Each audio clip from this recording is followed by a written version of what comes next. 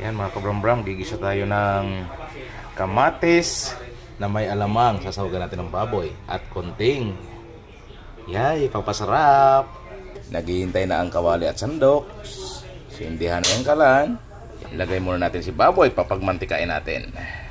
Pagmamantikain lang po natin ito. Takpan muna natin. Yeah.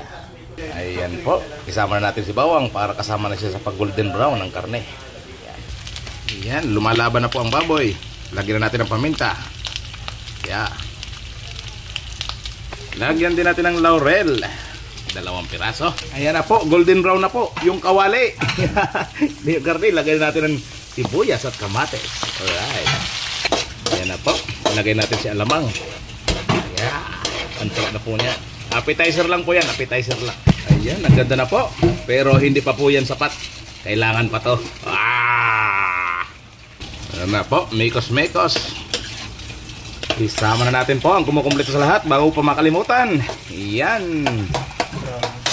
Wow, napakasarap.